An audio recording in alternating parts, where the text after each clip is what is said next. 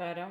അപ്പോൾ അത്താഴം കഴിഞ്ഞു. അത്താഴത്തിന് ഓട്സാണ് കഴിച്ചത്. അതിന് ശേഷം നമുക്ക് മധുരമുള്ള എന്തെങ്കിലും കഴിക്കാമെന്ന് വിചാരിച്ചു. അപ്പോൾ നമ്മൾ ആവിൽ മിൽക്ക് ഉണ്ടാക്കാമെന്ന് വിചാരിച്ചു. അപ്പോൾ അതിന് 3 ഞാലിപ്പൂവൻ, കുറച്ച് കപ്പലണ്ടി, കുറച്ച് അവിൽ, പിന്നെ തണുത്ത പാൽ, പിന്നെ കുറച്ച് മധുരം ചേർക്കണം. പഴം ഗ്ലാസ്സിലേക്ക് അരിഞ്ഞിടാം. പഴം അരിഞ്ഞിടാണ്, ചെറിയ പീസുകളായിട്ട് അരിഞ്ഞിടാം. അങ്ങനെ 3 പഴവും അരിഞ്ഞിടാം. പഴം അരിഞ്ഞിട്ടിട്ടുള്ളൂ, അത് ഉടച്ചിട്ട് നമുക്ക് മൂന്നാമത്തെ അരിഞ്ഞ് ചേർക്കാം. അപ്പോൾ ഇത് ഉടയ്ക്കുമ്പോൾ നമ്മൾക്ക് കുറച്ച് മധുരം ചേർക്കാം.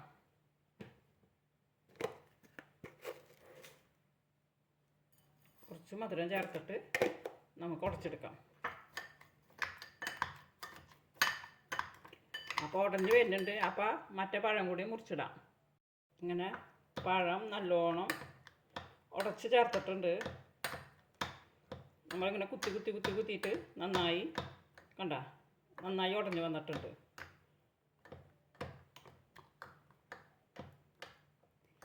ഇനി നമുക്ക് അതിൻ്റെ മീതെ കുറച്ച് അവിലിടാം.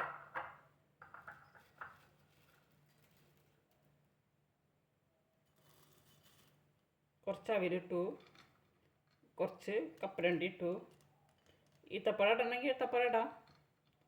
കപ്പലണ്ടി ഇനി കുറച്ചും കൂടി എടുത്തിടാം. ഇനി നമുക്ക് കുറച്ച് പാൽ ഒഴിച്ചു.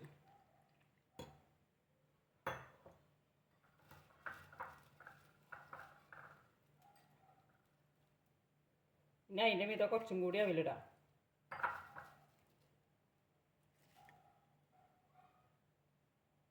അതിൻ്റെ മീതെ അവിലിട്ടു. ഇനി നമുക്ക് ബാക്കിയുള്ള കപ്പലണ്ടിയും കൂടി ഇടാം. ഈത്തപ്പഴം ഇടാം, എന്ത് വേണമെങ്കിലും ഇടാം.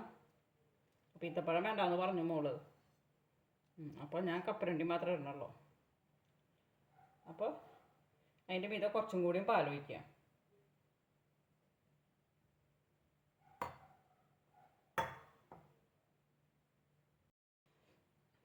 അങ്ങനെ നമ്മളുടെ അവിൽ മിൽക്ക് റെഡി ആയിട്ടുണ്ട്. ഇത് കണ്ടില്ലേ, പഴം, പിന്നെ അവിൽ, കപ്പലണ്ടി, പിന്നെ അതിൻ്റെ മീതെ പാൽ, പിന്നെ വീണ്ടും അവിലിട്ടു, പിന്നെ വീണ്ടും കപ്പലണ്ടി ഇട്ടു, കുറച്ചും കൂടിയും പാലൊഴിച്ചു. അപ്പോൾ നമ്മുടെ അവിൽ മിൽക്ക് റെഡി ആയിട്ടുണ്ട്. ഇനി നമുക്കത് കഴിക്കാൻ നോക്കാം.